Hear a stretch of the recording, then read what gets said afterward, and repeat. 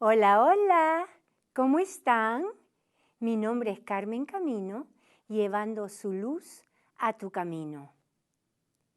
Mateo 14:22 dice, enseguida Jesús hizo que sus discípulos entraran en la barca y que se adelantaran a la otra orilla, mientras que él despedía a la multitud. Luego de despedir a la gente, subió al monte a orar aparte. Cuando llegó la noche, Jesús estaba ahí solo. La barca ya estaba a la mitad del lago, azotada por las olas porque tenían el viento en contra. Pero ya cerca del amanecer, Jesús fue hacia ellos caminando sobre las aguas. Cuando los discípulos lo vieron caminar sobre las aguas, se asustaron y llenos de miedo gritaron, ¡un fantasma! Pero enseguida Jesús les dijo, ¡ánimo! Soy yo, no tengan miedo. Pedro le dijo, Señor, si eres tú, manda que yo vaya hacia ti sobre las aguas. Y él le dijo, ven. Entonces Pedro salió de la barca y comenzó a caminar sobre las aguas en dirección a Jesús. Pero al sentir la fuerza del viento, tuvo miedo, comenzó a hundirse. Entonces gritó, Señor, sálvame.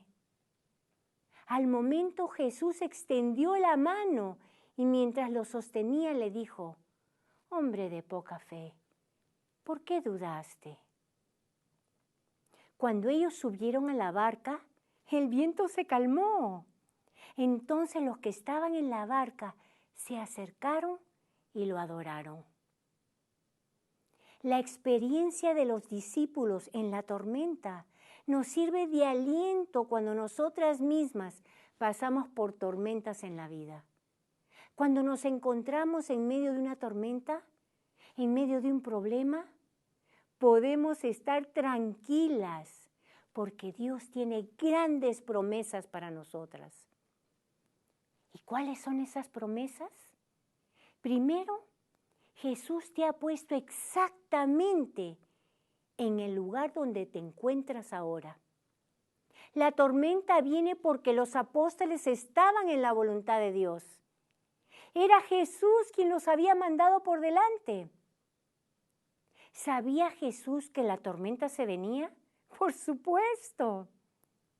¿Dirigió Jesús a sus discípulos hacia esa tormenta? ¿A propósito? ¡Claro!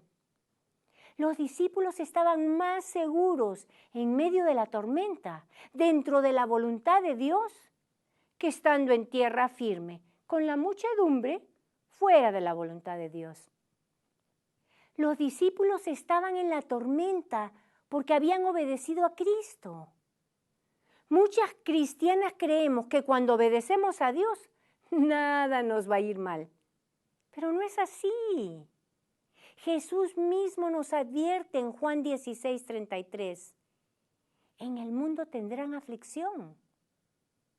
Cuando nos encontramos en la tormenta por obedecer a Dios, debemos de recordar que Él mismo nos ha puesto ahí y que estará con nosotros en medio de ella. Jesucristo no es tu seguridad contra las tormentas de la vida. No, Él es tu seguridad en medio de la tormenta. Segundo, Jesús está orando por ti. Cuando estamos en medio de la tormenta, Romanos 8:34 nos dice que Jesucristo está en el cielo, intercediendo por nosotros. Jesús podía ver que sus discípulos estaban en apuros. De la misma forma, Él nos ve y sabe lo que necesitamos.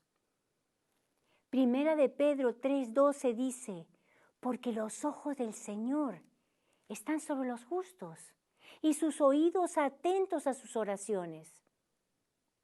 Si tú supieras que Jesucristo está en el otro cuarto, orando por ti, ¿te daría eso nuevas fuerzas para sobrellevar la tormenta, el problema y hacer la voluntad de Dios? Estoy segura que sí. Jesús no estará en el cuarto de al lado, pero está en el cielo intercediendo por ti. Para Dios no hay distancias. Él ve tu necesidad. Él conoce tus miedos, tu preocupación, y Él está en control de tu situación. Tercero, Jesús vendrá a ti. Jesús siempre viene a nosotras en las tormentas de la vida. En Isaías 43:2, Dios nos promete: cuando cruces las aguas, yo estaré contigo. Y lo que Él promete, Él lo cumple. Tal vez no venga en el momento preciso que nosotras queremos, pero vendrá en el momento que más lo necesitamos. Isaías 41:13 dice: yo soy tu Dios, quien te sostiene de tu mano derecha y te dice: no temas, yo te ayudo. En este pasaje, Pedro, al ver el viento fuerte, tiene miedo. La fe y el miedo no pueden existir juntos en el mismo corazón, porque el miedo siempre ciega nuestros ojos a la presencia del Señor. O creemos o dudamos, pero no podemos hacer las dos cosas a la vez. La fe y la duda son el polo opuesto. Y cuarto, Jesús te ayudará a crecer espiritualmente. Este era el propósito de la tormenta: ayudar a los discípulos a crecer en su fe. Después de todo, Jesús los dejaría algún día y ellos se tendrían que enfrentar a muchas tormentas. Ellos tenían que aprender a confiar en Jesús, aun cuando Él no estuviera presente con ellos. Al salirse del bote y caminar en el agua, Pedro se atreve a ser diferente. Cualquiera puede quedarse sentado en el bote y observar, pero se necesita una persona con verdadera fe para salirse del bote y caminar en el agua. ¿Eres tú como Pedro, que fija sus ojos de fe en Cristo y trata de hacer lo imposible?